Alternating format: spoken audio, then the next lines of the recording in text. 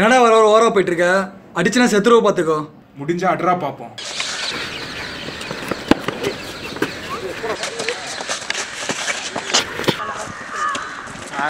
ஒன்றும் பண்ண மாட்டான், விடுங்கடா.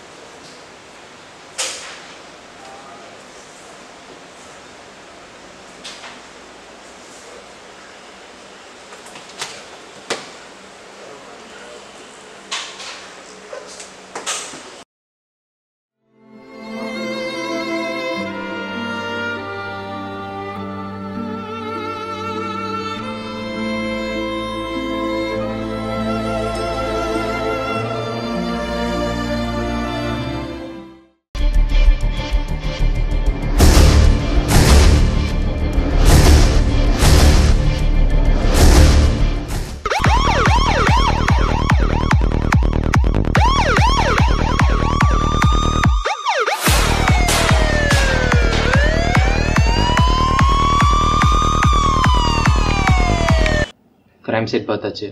பாடியை போஸ்ட்மார்ட்டம் அனுப்புங்க. நான் சில பேர் இன்வெஸ்டிகேட் பண்ண வேண்டியது. கான்ஸ்டபிள் உள்ள அனுப்புங்க அவனை. ஐயா உள்ள வரலாமா? வாடா.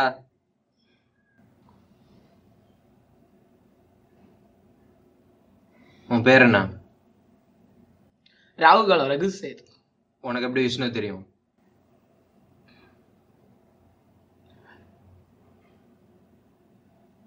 விஷ்ணுவா? யாரு இது? உனக்கு என்னதான்டா தெரியும்? போட போட புண்ணாக்கு போடாத தப்பு கணக்கு. ஹே போட போட புண்ணாக்கு. என் பேர் டேனியல். உனக்கு எப்படி விஷ்ணு தெரியும்? நானும் விஷ்ணுவும் காலேஜ் வந்ததுலேருந்து ரொம்ப க்ளோஸ் ஃப்ரெண்ட்ஸ். எனக்கு காலேஜில் இருக்க ஒரே நல்ல ஃப்ரெண்ட் அவன் தான். அவனுக்கு ஏதாவது பிரச்சனை இல்லை எதிரிங்க யாராவது இருந்தாங்களா? அவனுக்கு இருக்கிற ஒரே பிரச்சனை காலேஜில் அவனை எல்லாம் ரொம்ப புள்ளி பண்ணுவான், ரொம்ப கஷ்டப்படுவான். நேற்று கூட நானும் அவனை சண்டை போடுவேன். அந்த விஷயத்துக்காக நான் அவனை கொண்டுட்டேன்னு எல்லாரும் பேசிக்கிறாங்க. என் ஃப்ரெண்டை கொல்ற அளவுக்கு நான் ஒன்றும் மோசமானவன் இல்லை. இப்போ விஷ்ணுவை நீ கொலை பண்ணல? எனக்கு இருக்கிற ஒரே ஃப்ரெண்ட் அவன் தான் சார். அவனையே சார் நான் கொலை பண்ண போகிறேன். சரி நீ போகலாம். Thank you sir. உன் பேர் என்ன? என் பேரு சாம். உனக்கு எப்படி விஷ்ணு தெரியும்? நானும் விஷ்ணு சின்ன வயசுலேருந்தே க்ளோஸ் ஃப்ரெண்ட்ஸ். அவனுக்கு இந்த காலேஜில் பிரச்சனை ஏதாவது இருந்துச்சா? அவனுக்கு இருந்த ஒரே பிரச்சனை புல்லிங் தான். எல்லாரும் அவனை கிரிட்டிசைஸ் பண்ணிட்டு இருப்பாங்க. அவனுக்கு எதிரிங்கன்னு யாராவது இருந்தாங்களா? எதிரிங்க தனிப்பட்ட முறையில யாரும் இல்லை. உனக்கு யார் மேலே சந்தேகம் இருக்கா? சந்தேகம் டேனியல் மேலதான். நேற்று தான் அவங்க சண்டை போட்டானுங்க. வேற யாராவது? வேற விக்கின்னு ஒருத்தன். டேனியலும் எங்களை காலேஜுக்கு வந்து கிடைச்ச ஒரு நல்ல ஃப்ரெண்டு. அவன் பண்ணியிருக்க மாட்டான்னு நம்புறேன். ஆனா சிச்சுவேஷன்ஸ் வச்சு பார்க்கும்போது அவங்கள சந்தேகமா இருக்கு.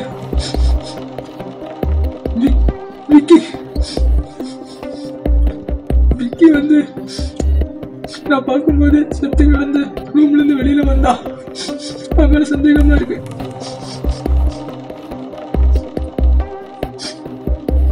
நல்ல ஃப்ரெண்டை போய் அழுதுட்டோம்.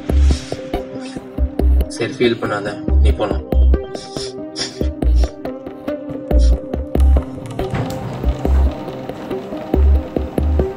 உன் பேர் என்ன? விக்கி சார்.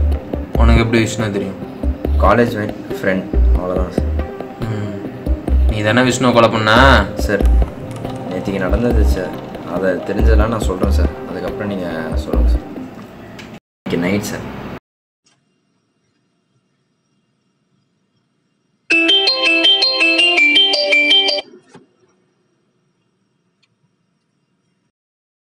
Investigation முடிஞ்சிருச்சு. I'll call you after getting the postmortem reports. Yeah. Yes, come in.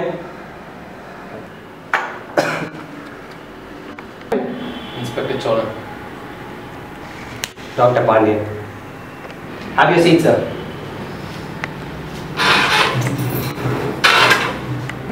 Postmortem report ready ஆச்சு sir. Yes, it's done. Investigations எல்லாம் முடிஞ்சுதா? முடிஞ்சிருச்சு. Luckily we found out the murder. Really? Good.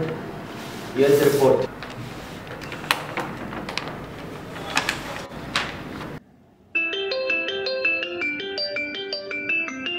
Sir 1 second. Hello, அப்படியா? எங்கே sir? இந்த காலேஜில் இன்னொரு பையன் சூசைட் பண்ணியிருக்கான். நான் என்னன்னு போய் பார்க்குறேன். அங்கே யாரும் உள்ளே விடாதீங்க, நான் ஒரு 5 minutes வந்துடுவேன். நவருங்க. ஏய், எல்லாம் நவருங்க, ரூம் போங்க, எல்லாம் யாரும் நிற்கக்கூடாது. உள்ள ஒரு பையன் சூசைட் பண்ணியிருக்கான். அவன்கிட்ட ஒரு வீடியோ டேப் இருக்கு. இதை போட்டு பார்க்க யார்ட்டாவது கம்ப்யூட்டர் சார் என்கிட்ட இருக்கு சார். அப்படியே விக்கி, கமான், உடனே அந்த கம்ப்யூட்டரில் போட்டுப்பார்.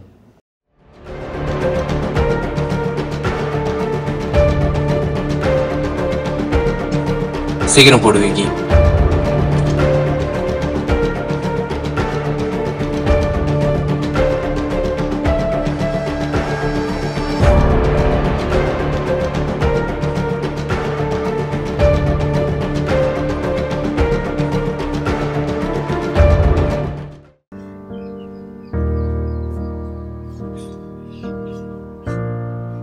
என் பேரு சாம்.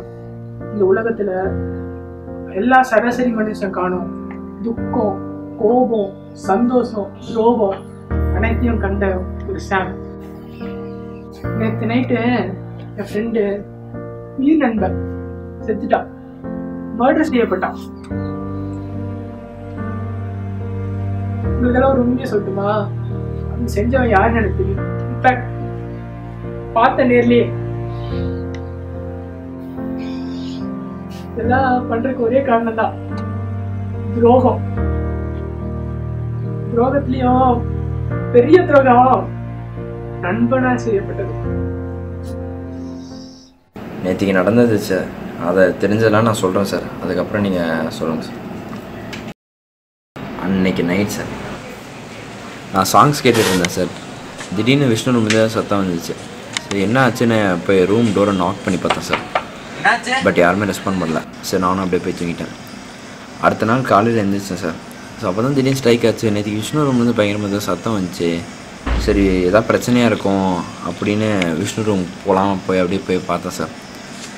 பார்த்தா விஷ்ணு ரூம் திறந்துருந்துச்சு சார். உள்ளே விஷ்ணு இறந்துருந்தான் சார். அதுவும் சரி என்ன ஆச்சு, இதை நம்ம எதாவது கண்டுபிடிக்கலாமே அப்படின்னு நானும் ரூம்குள்ளே போய்ட்டு ரூம் லாக் பண்ணிட்டேன் சார்.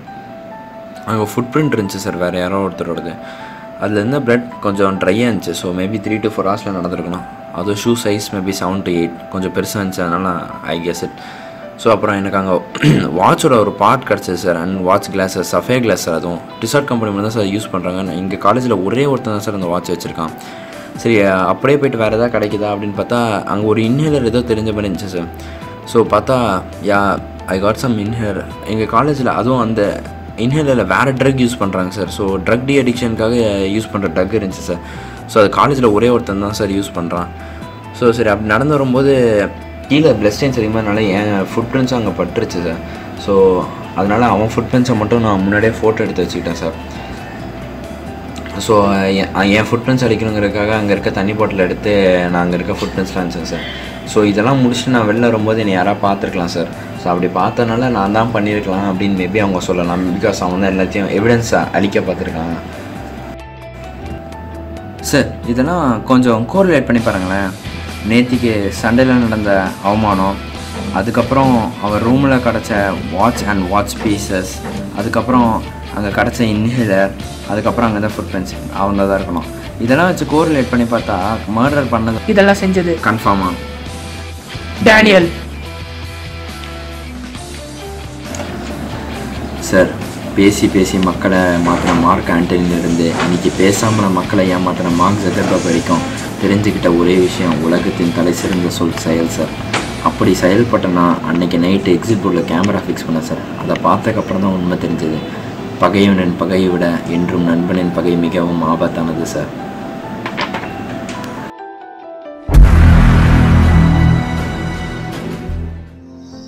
இதெல்லாம் செஞ்ச டேனியல் செஞ்சானா பண்ண வச்ச அவங்க 2 பேருக்கும் பிரச்சனை உருவாக்குன. வாட்ச் 2 நாளைக்கு முன்னாடி எடுத்து வச்சுட்டு கரெக்டா செத்த இடத்துல போட்டேன். போட்டேன். எல்லாருக்கும் சந்தேகம் வந்துச்சா? வந்துச்சு. டேனியல் மாட்டினானா மாட்டிடுவான். ஆனா நண்பன் செத்ததுக்கு அப்புறம் தான் தெரியுது ஒரு வழி. நீங்கெல்லாம் உங்க பாயிண்ட் ஆஃப் வியூல இருந்து பார்க்கும்போது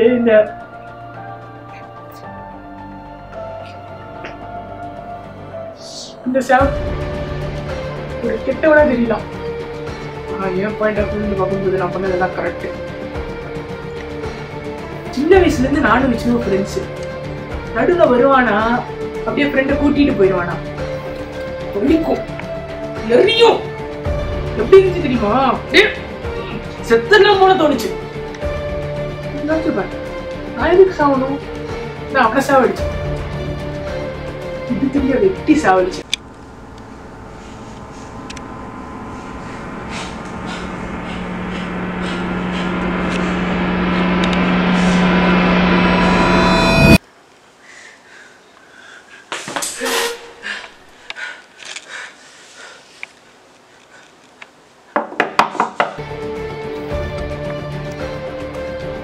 பார்த்த எல்லா மனசுலயும் சாமுங்கிற நல்லவன் செத்துருவான்.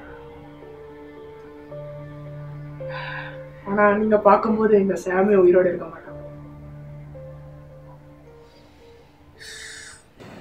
Tell the world that revenge murdered me.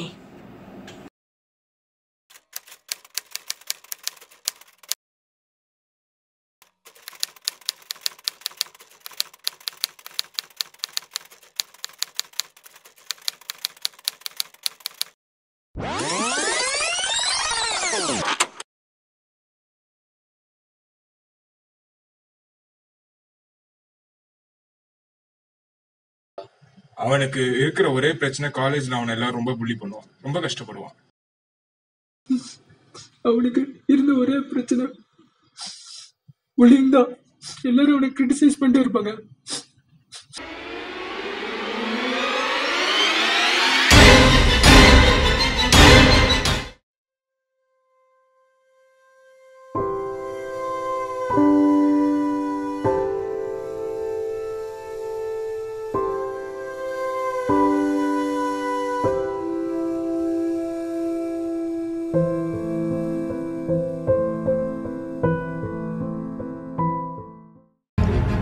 படத்தில் வரும் கதாபாத்திரங்கள் அனைத்தும் கற்பனை அல்ல.